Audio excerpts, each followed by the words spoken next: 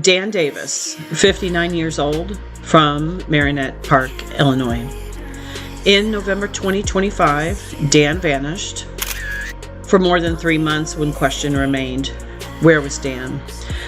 During that time, I worked Dan's case twice. Once was in December 2025 and again on January 1st, 2026. Both times, Dan was still missing. I documented my psychic impressions before knowing where he would eventually be found. Then, on March 9th, 2026, Dan was located. When I returned to my dated impressions, I noticed something. The environment I had described months earlier closely resembled the industrial area where Dan was recovered. In this episode, I'm going to show you what I documented, what the AI geographic analysis summaries identified afterwards, and the later locations and businesses I found connected to those psychic impressions. You can decide for yourself, coincidence or something more. Hello, my name is Marie St. Louis. I am a clairvoyant and medium who has worked behind the scenes on missing persons and cold cases for many years. And this is The Psychologist, where intuition meets investigations. Before we begin, I want to briefly explain how I work. I document my psychic impressions, beginning with at least the person's name, age, and last known location.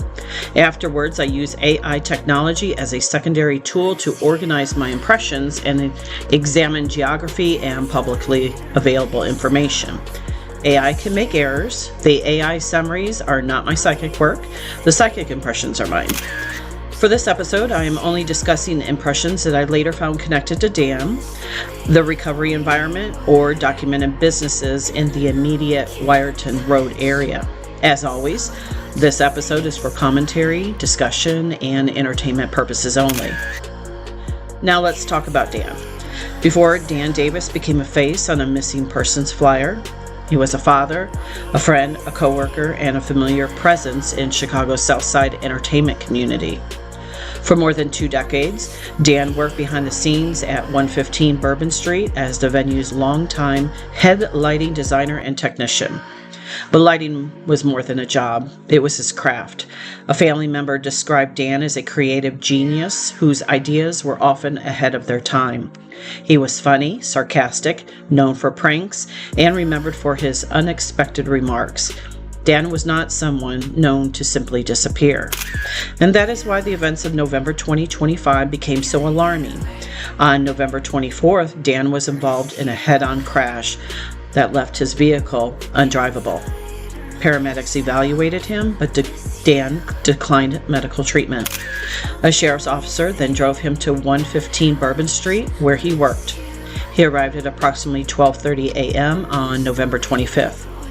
Dan's family later feared he may have been experiencing a serious medical or neurological problem. Body camera and surveillance footage only deepened those concerns.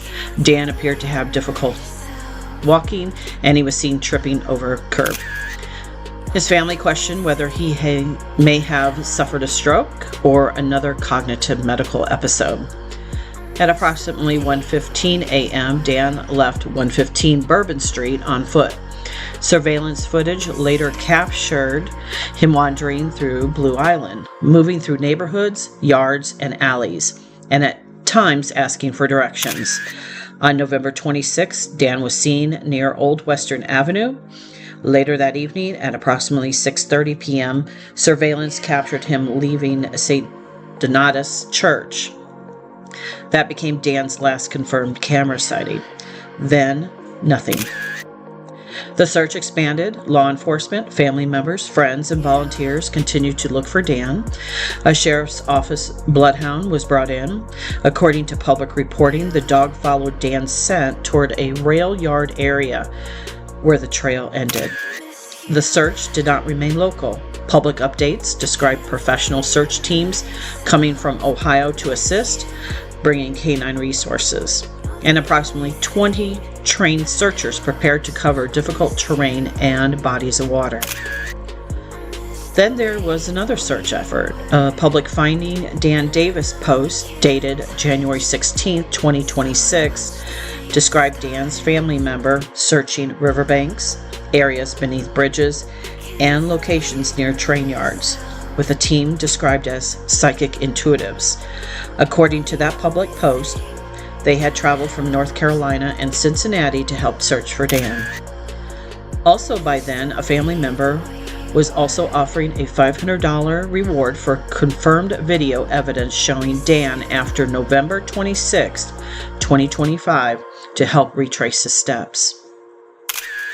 On December 22, 2025, while Dan was still missing, I sent my documented psychic impressions and an AI geographic summary to an agency connected to the case. The following morning, December 23rd, I sent the same information to an email address specific to Dan's case. I received a reply stating that information from mediums was being accepted like other tips, and that my phone number and email address would be forwarded. I was not contacted to discuss my information. And I only mention that only because telephone communication is important in my work. A list of psychic impressions can look fragmented on paper. A word may be literal, it may be symbolic, it may describe a nearby business, or simply describe the surrounding environment. A telephone conversation allows me to explain those distinctions. Now, I want to be precise. I'm not claiming every word in my psychic impressions was validated, and I'm not going to force every impression to fit.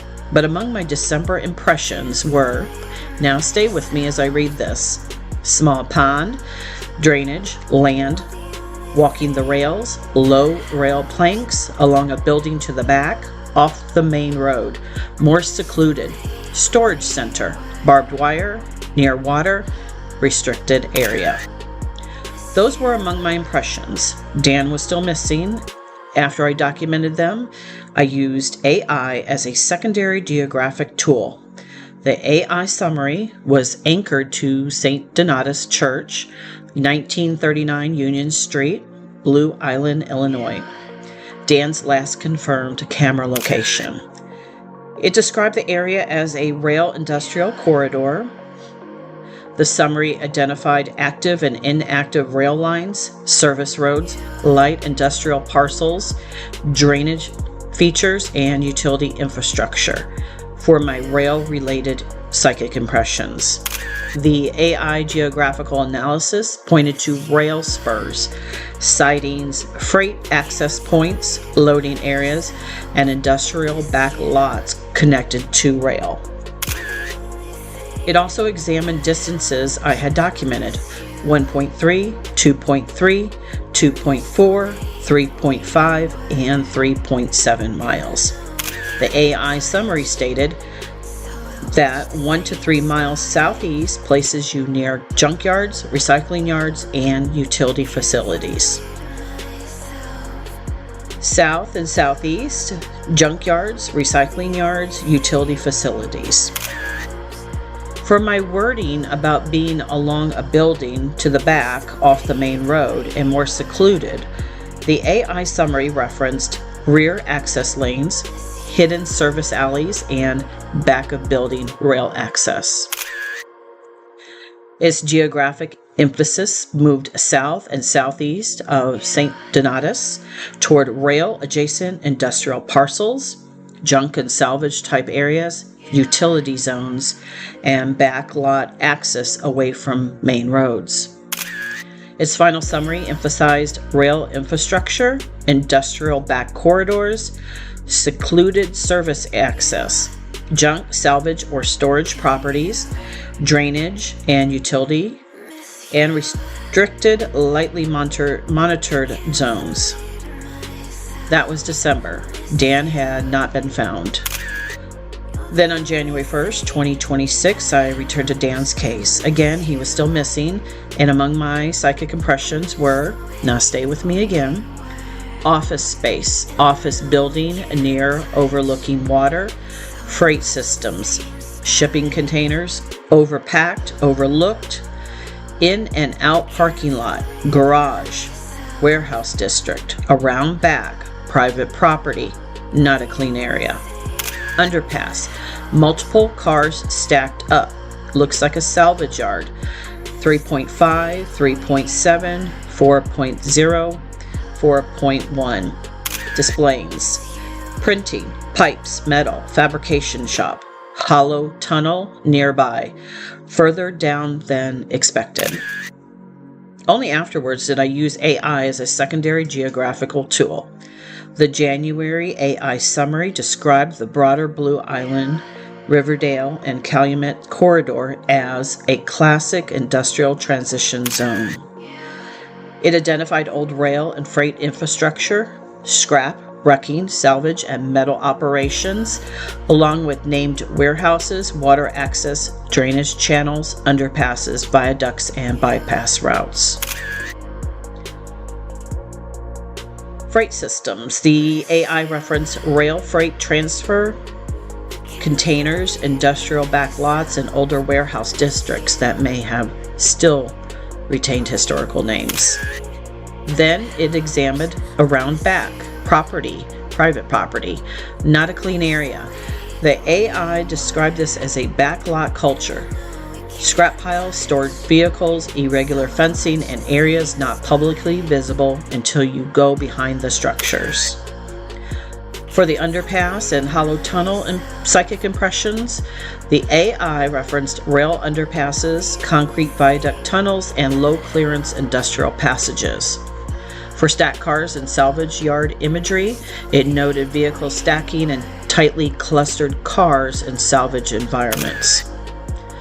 Then the AI examined displays, printing, pipes, metal, fabrication shop. The summary connected these psychic impressions to old print shops, pipe yards, metal fabrication, and older commercial properties repurposed for industrial use. Its overall interpretation centered on industrial back-of-house zones, salvage, wrecking, metal operations, rail, and highway connector corridors, and places described as seen but not examined. That was January 1st, 2026. Dan was still missing. Then, on March 9th, 2026, more than 3 months after he disappeared, the search ended in heartbreak. Public reports described the recovery area in slightly different ways. One local report placed first responders and a medical examiner at property connected to Chicagoland truck sales in the 3300 block of West Wyerton Road, Blue Island, Illinois.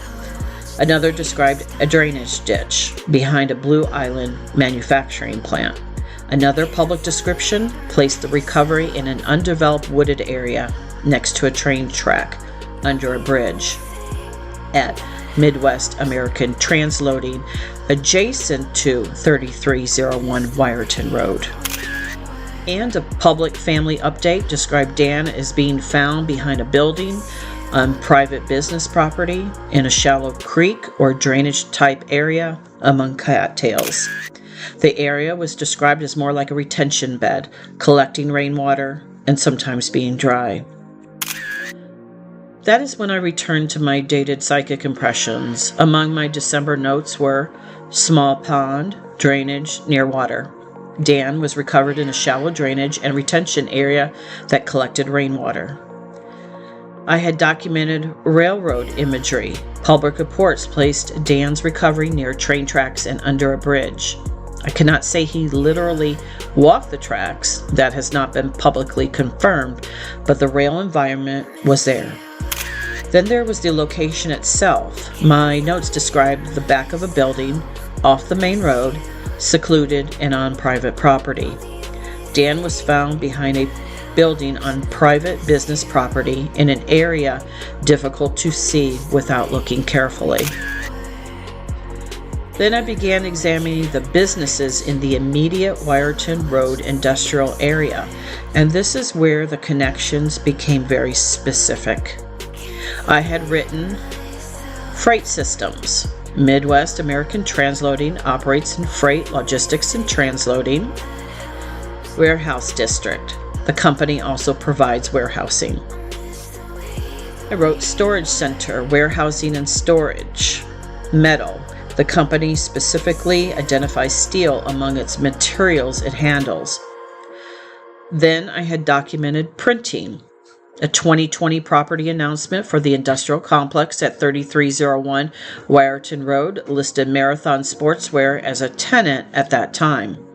Marathon Sportswear specializes in custom printing and screen printing. Then I looked at barbed wire, storage center, metal. The same 2020 property material listed Folding Guard as another tenant of the Wyerton Road industrial complex at the time. Folding Guard manufactures industrial wire mesh guarding, partitions, fencing, and wire mesh storage lockers. Then, office space, in and out parking lot, garage. Property information described the Wyerton Road site as a large multi-tenant light industrial and office complex with loading infrastructure, drive-in access, trailer and car parking, and truck-related use. Then I came to metal fabrication shop. At the 3218 Wyerton Road is a business named Bob's Heating, Cooling, and Sheet Metal Work. 3218 Wyerton Road, the same industrial corridor connected to Dan's recovery area. My words were metal fabrication shop. The purpose in all these episodes is not to rewrite an outcome after someone is found. It is to return to my dated psychic impressions, place them beside later documented information, and examine the connections honestly.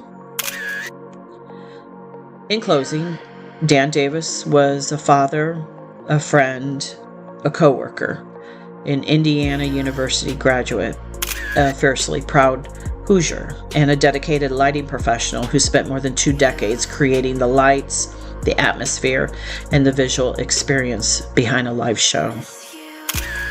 According to online reports, there are more than 26,000 active missing cases in the United States, with family and friends still waiting to find out what happened to their loved one.